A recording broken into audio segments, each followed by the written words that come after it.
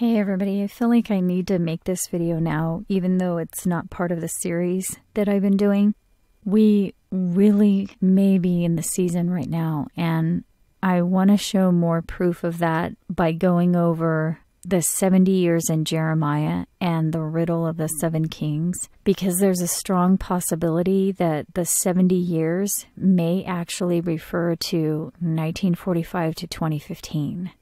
Okay, so in the book of Jeremiah, we're given 2 different 70-year periods. One of those 70-year periods ended at Daniel, and the other 70-year period ends at the meteorite that destroys the beast. So in Jeremiah 29, the Lord says, "After 70 years be accomplished at Babylon, I will visit you. Then shall you call upon me, and you shall go and pray unto me, and I will hearken unto you." And then after that, sometime later, it doesn't say how long, but after that it says, "I will bring you again into the place whence I caused you to be carried away captive."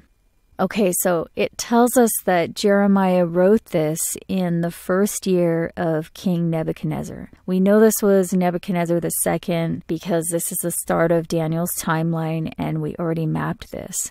So it says in Jeremiah 29 that 70 years after Nebuchadnezzar takes captives into Babylon, they will call upon the Lord and pray to the Lord, and the Lord will hearken to them.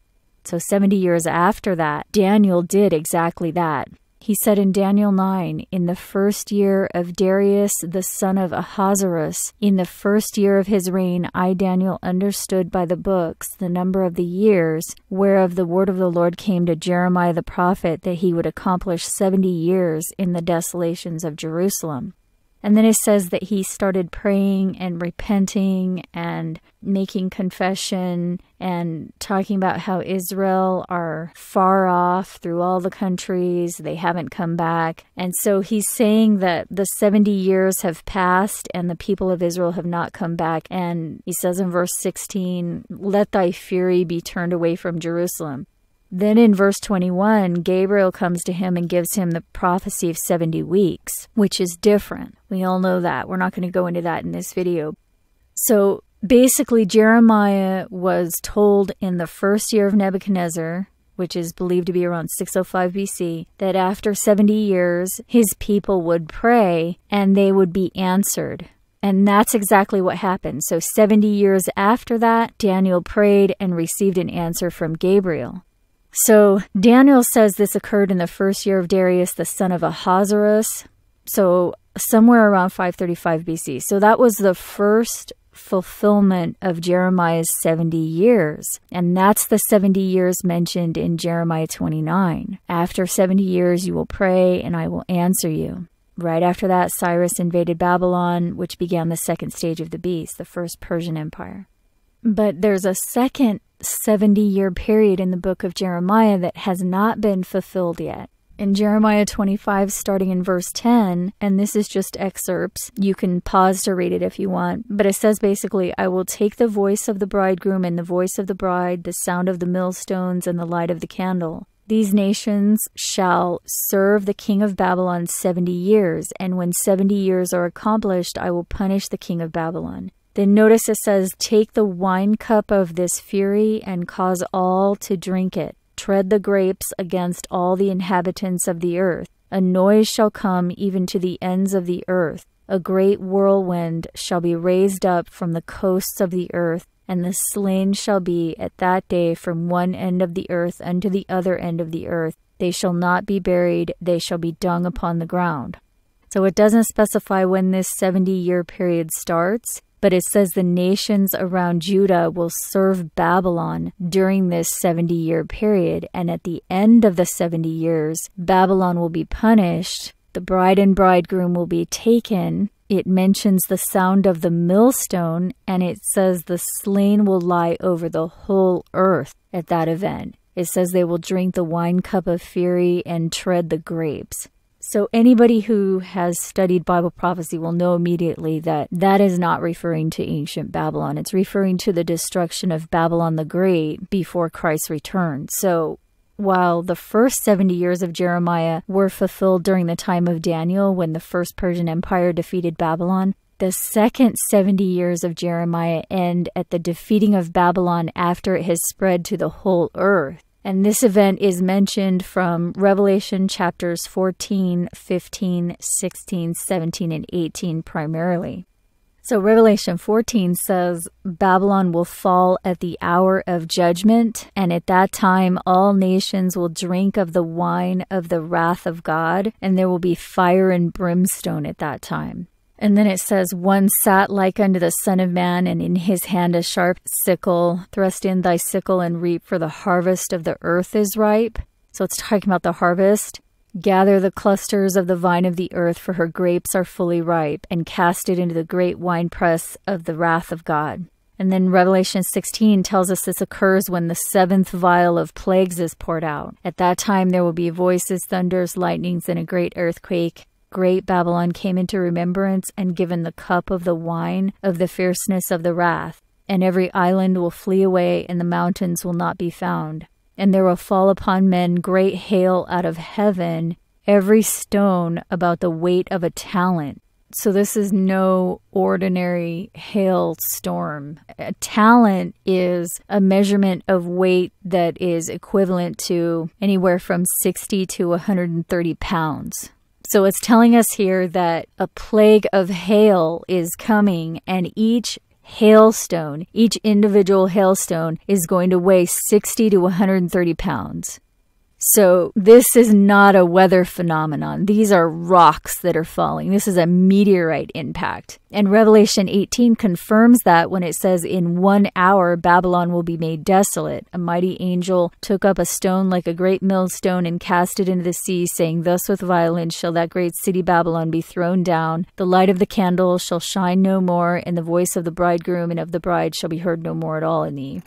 So Revelation is giving us more details about the fall of Babylon. It's confirming that it refers to the fall of Babylon that Jeremiah talks about, when the slain will lie unburied over the whole earth. It's when the bride and bridegroom will be taken away at the sound of the millstone. And although it was translated the sound of the millstones, we know that it's referring to the millstone thrown down from heaven, because it says that the sound is a noise that will come even to the ends of the earth. That's in verse 31.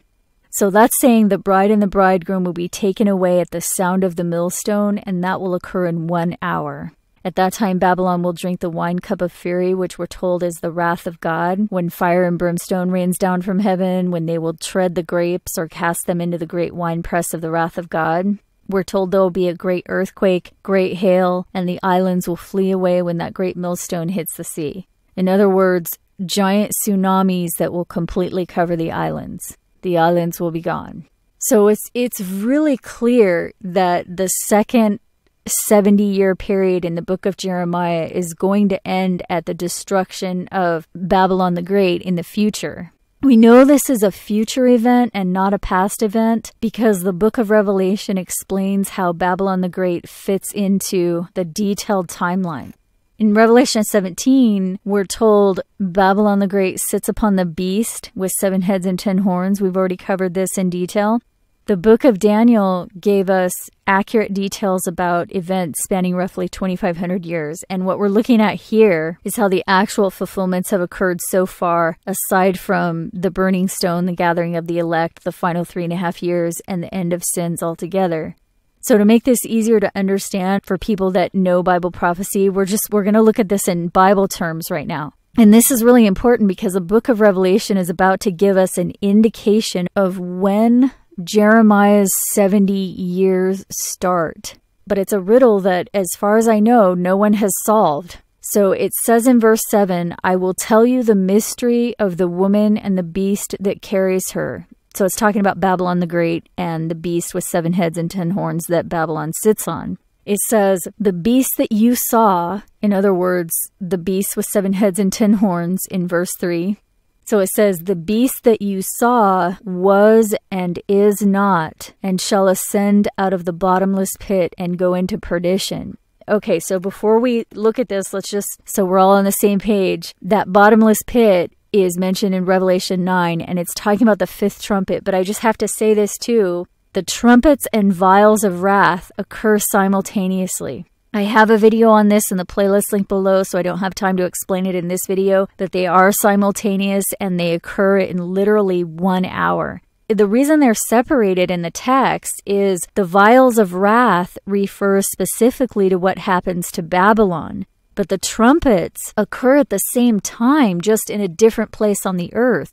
So again, the Bible says that all 7 of the vials are poured out in literally 1 hour, and that means the trumpets also occur in literally 1 hour because they match. The trumpets and the vials match. So at this point, it really doesn't matter if it's the 5th trumpet or the 7th trumpet or the 5th vial or the 7th vial, because all 7 occur in 1 literal hour. So that's a mystery that not everybody understands. You have to first understand it's talking about a meteorite, and then it makes sense. So Revelation 9 says, "The 5th angel sounded, and I saw a star fall from heaven into the earth, and to him was given the key to the bottomless pit. And he opened the bottomless pit, and there arose a smoke out of the pit as the smoke of a great furnace, and the sun and the air were darkened by reason of the smoke of the pit."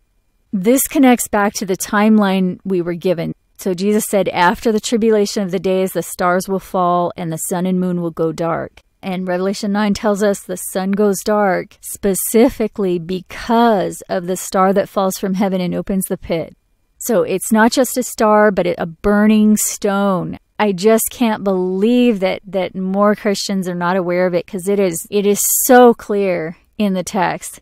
So now it tells us the beast with 7 heads and 10 horns will ascend out of the bottomless pit. So that means the beast is going to ascend after the star or burning stone hits the earth. And that makes sense because we're told the beast will be allowed to continue for 42 months after that stone hits. We know the final time of trouble starts after the tribulation of 1260 days or years. And Revelation 17 says, after the beast ascends out of the bottomless pit, it will go into perdition. So it does gain power after the meteorite hits, but it will only survive for 3.5 years afterward. That's what we're told, because 42 months equals 3.5 years. Okay, then it says the 7 heads are 7 mountains on which the woman sits, and there are 7 kings. Okay. So the 7 heads of the beast represent both 7 mountains and 7 kings. We know the 7 mountains are the 7 continents on the planet because the beast with 7 heads and 10 horns is the 4th beast mentioned in the book of Daniel.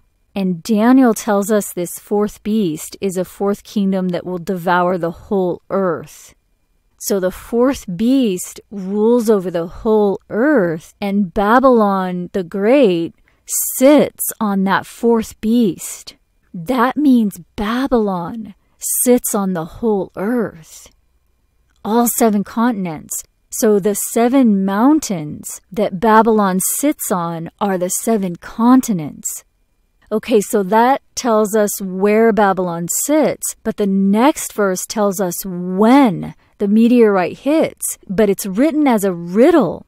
And like I said, I don't know of anybody else who's solved this riddle. So it says, there are 7 kings, 5 are fallen, and 1 is, and the other is not yet come. And when he comes, he must continue a short space.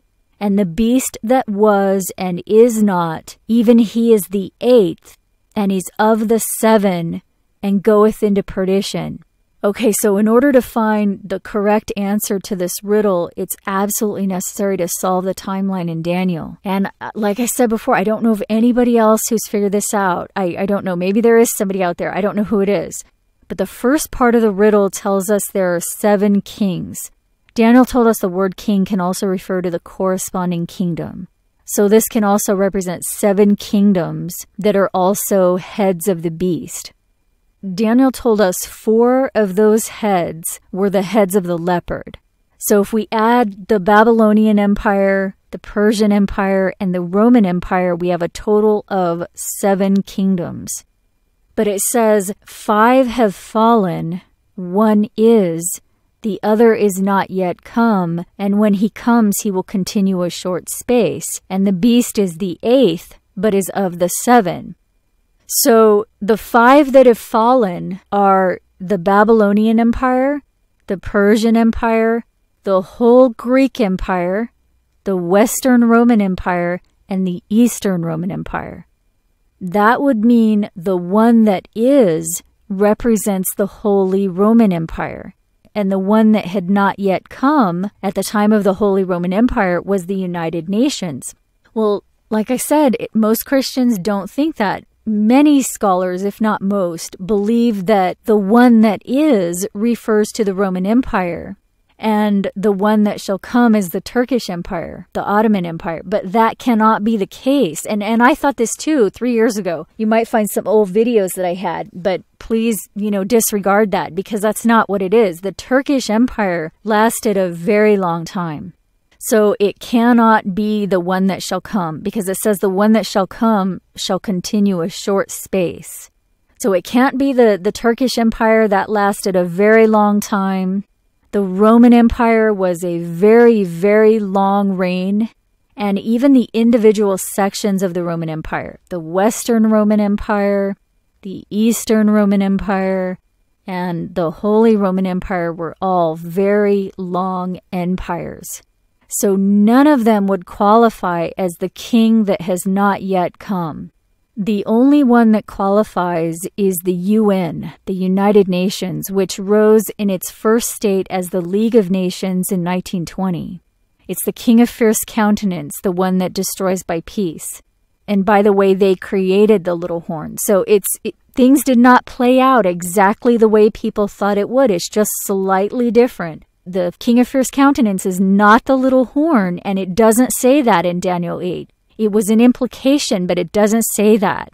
So what ended up happening was the king of fierce countenance created the little horn, okay? So this means that the one that is must refer to the Holy Roman Empire. It does not say that the king that is the kingdom that was ruling while John was writing the book of Revelation. I know a lot of Christians think that's what it means, but it doesn't say that. It just says the one that is. And right before that, it tells us the beast that was, is not, yet is. So first we need to understand that, because it's talking about the Holy Roman Empire there. The Holy Roman Empire was dissolved in 1806 by Emperor Francis. But the book of Daniel and Revelation tell us that the seventh head of the beast will be wounded as though it's dead, but then the wounded head will be healed. And again, the head represents a kingdom, and that kingdom was the Holy Roman Empire, which was the seventh head, which was wounded and came back to life. The Vatican was restored in 1929. So that's how we know that the one that is refers to the Holy Roman Empire. It was the wounded head. Okay, so let's go over this again, because I really want people to understand that this really could happen now, literally any day, because we are literally right in the thick of it right now. Okay, so there are 7 kings who represent the 7 heads of the beast. The 4 heads of the leopard, plus Babylon, Persia, and Rome. But you have to look at this a different way to find the 5 that have fallen. The 5 that had fallen were Babylon, Persia, Greece, the Western Roman Empire, and the Eastern Roman Empire. The one that is represents the Holy Roman Empire, and the one that has not yet come was the United Nations, the world empire. And it says, and when he comes, he shall continue a short space. So the UN, it's saying, will continue only a short time. And the beast that was and is not, even he is the 8th and is of the 7. So first of all, it tells us the beast that was and is not is the beast with 7 heads and 10 horns. So it's the whole beast. And we're told that Babylon represents the mouth of that beast, and Persia represents the feet of that beast. So the 4 heads of the leopard combined with 3 Roman kingdoms equals 7 heads of the beast, and the UN is the 8th king. So again, you have to look at this 3 different ways in order to solve the riddles. It's not meant, and it was never meant, to be understood by the wicked. That's why none of the wolves in sheep's clothing ever figured it out. The riddle is solved. No one knows it, but it is solved. And the standard Christian doctrine about these 7 kings is false. It's not even logically valid. The 8th king is the United Nations, and it is the beast that will go into perdition that will only continue for a short space.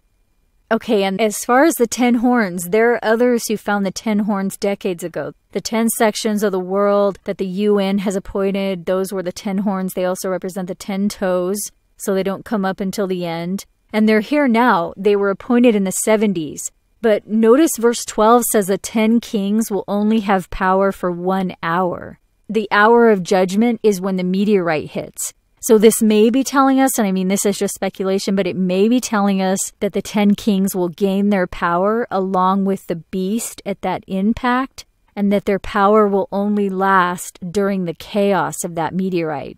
But we are told they're the ones that will burn Babylon. And Zachariah tells us that the burning is caused by the nuclear missiles that are in their land. So it sounds like meltdown, but we can't be sure. But we already know who the 10 kings are, and the 7 heads represent both the 7 kings and the 7 mountains. And the mountains are the 7 continents where both the UN has devoured the whole earth and where Babylon sits. So I hope you're following me here because this is huge and it points to 2015 in a huge way. Jeremiah says Babylon will be destroyed at the end of 70 years, and Revelation tells us Babylon sits on the beast with 10 horns. Again, the 10 horns did not arise until the feet. In other words, the 10 horns did not arise until the 8th king, which is the UN. So that means that Babylon was not sitting on the beast with 10 horns until the beast with 10 horns was created. In other words, the nations that will serve Babylon in the end for 70 years will be serving Babylon that sits on the beast with 10 horns, and that beast did not arise until 1945. The UN was created in 1945, and 70 years from 1945 is 2015. So again, Jeremiah says the nations around Judah, which, by the way, that's where the little horn is. The king of the north came in and took over that land at the end of the Ottoman Empire, just as it said in the book of Daniel. That Ottoman Empire was the Turkish Empire. It was that 4th head of the leopard. And Daniel said, in the latter time of their kingdom, a king of fierce countenance will rise up in the latter time and destroy by peace. That was the League of Nations that rose up in 1920 at the very end of that Ottoman Empire. That king of the north took over the land around Jerusalem that was under Ottoman rule. They came in, they took over, and that was specifically Russia, France, and England. They came in and took over that region. Israel was international territory. Then 2 men, one from France, one from Britain, they actually originated the United Nations in the very beginning. So it was literally someone from France and Britain that created the United Nations. And in 1945, when the United Nations was created, 3 years later, they made that international territory there around Jerusalem, turned that into the country of Israel. And that's the little horn. Okay, and everybody's worshiping it right now. They have no idea what they're doing. That's why I'm trying to tell people. There's a reason why Jesus said those claiming to be Jews are not Jews. And this is not an attack on any Jew. This isn't about Jews. This is about the country of Israel that was created by France and Britain. There's a lot of Jews out there that know the truth. This has nothing to do with that. This has to do with the United Nations. They created the country of Israel. It is not the true Israel in the Bible, okay? So I'm not attacking anybody here, but you've got to realize if you're worshiping Israel, you're worshiping the beast. You're worshiping the UN. You're not worshiping God's people if you're doing that. I'm sorry. I got to tell you that. I have to tell you that because it's the truth. True Israel, Jesus said, will be over the whole earth. It's not that country in the Middle East. So the UN was created in 1945, and 70 years from 1945 is 2015. And again, Jeremiah says the nations around Judah will serve Babylon for 70 years. That's because they took over the whole region in the end of days. Just recently, just a little over 70 years ago. And they built their whole empire starting exactly 70 years ago. And then it says, the nations around Judah will serve Babylon for 70 years, and at the end of that 70 years, the slain will lie unburied over the whole earth. Because Babylon covers the whole earth. That's why Jeremiah says that. Because Babylon sits on the beast who has devoured the whole earth, all 7 continents. And again, Babylon could not sit on the beast with 10 horns until the 8th king. Because the 8th king is the one that creates the 10 horns. You see what I'm saying? So the only time the 70 years of Jeremiah could have happened, having to do with Babylon the Great, the only time that could happen is during the 8th king, the reign of the 8th king, and that 8th king rose up in 1945. So we are literally right now under the rule of the 8th king.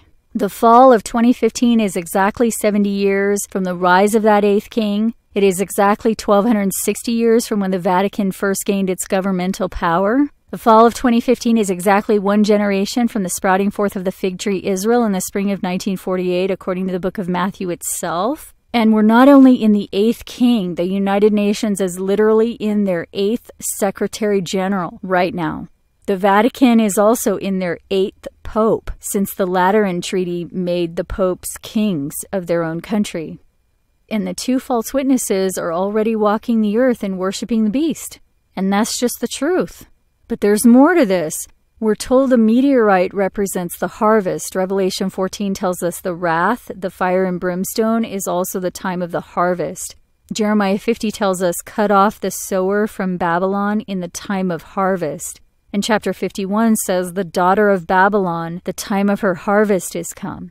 Okay, but look at this. If you search the word harvest in Jeremiah, each verse reads like it was meant to be read this way. Like it was meant to be read by somebody who was doing a word search.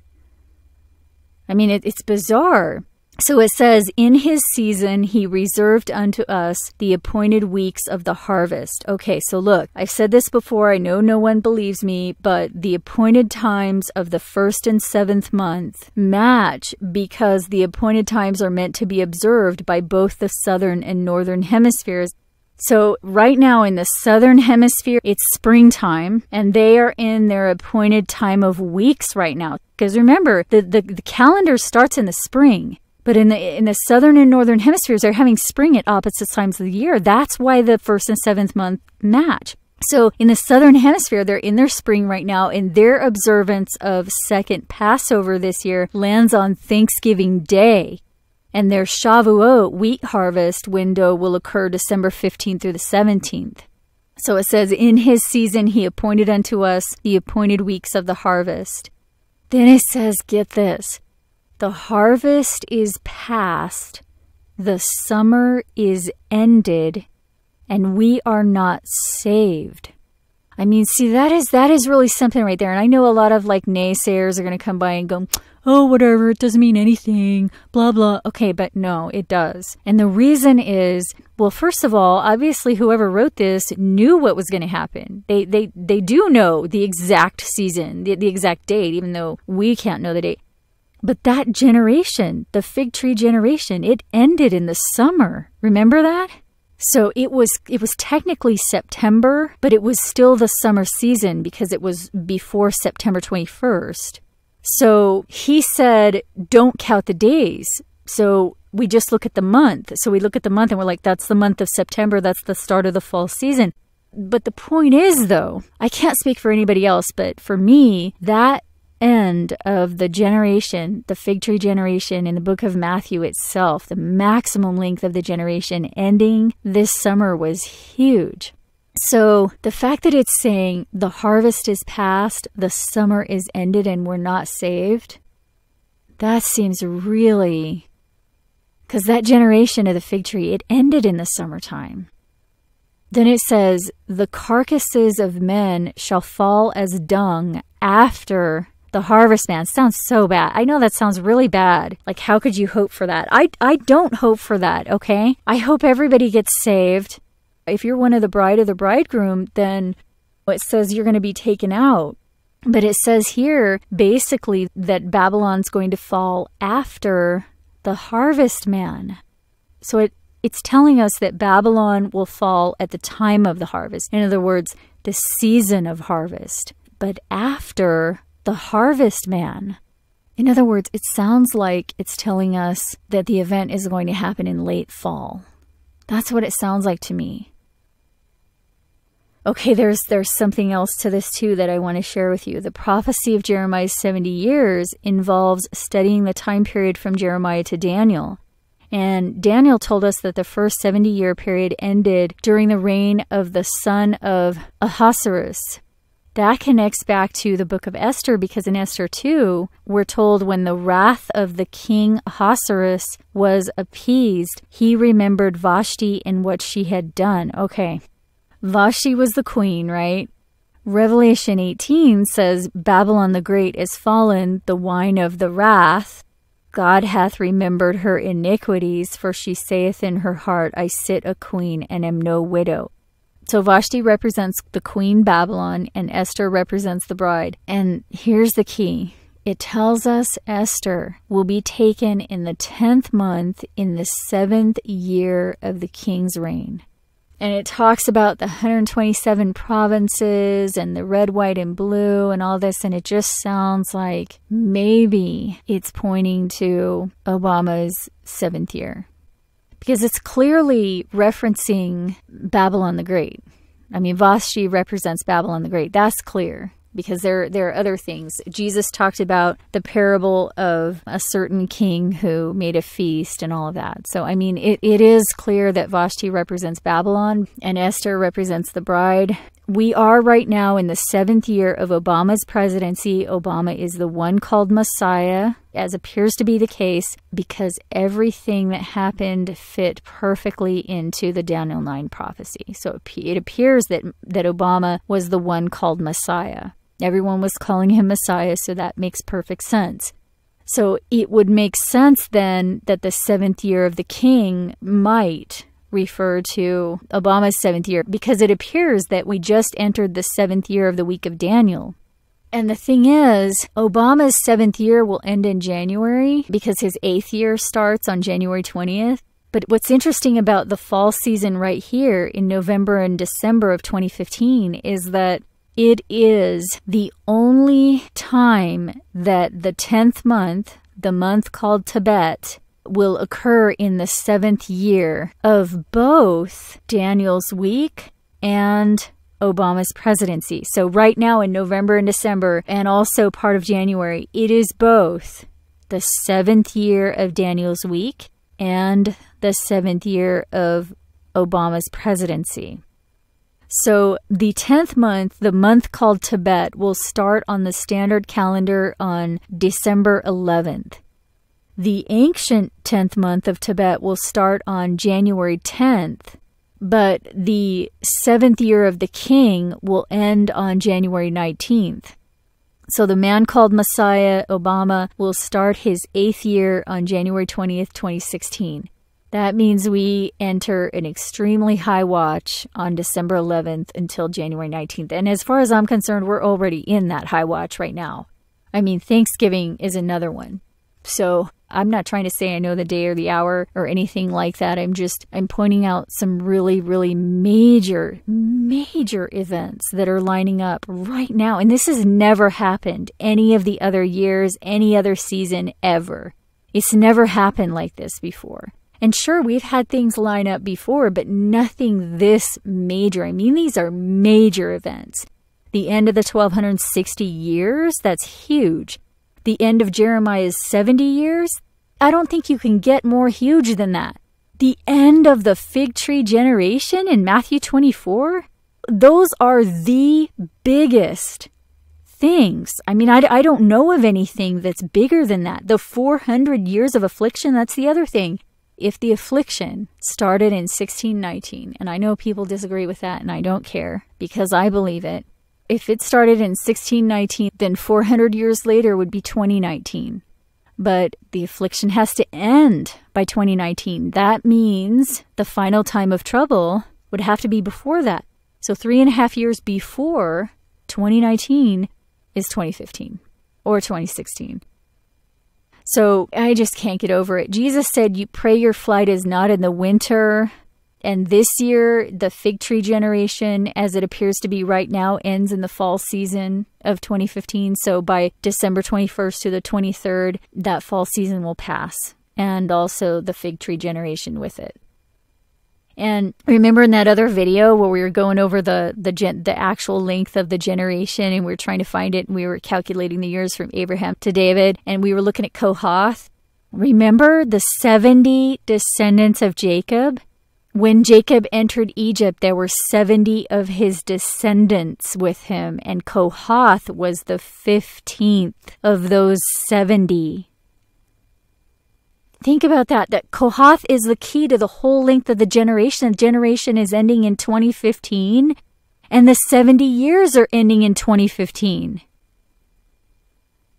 So I'm not saying for sure, no one knows, but I've never seen this many extremely important parts of the prophecy line up like this in one season. So I just wanted to let you know.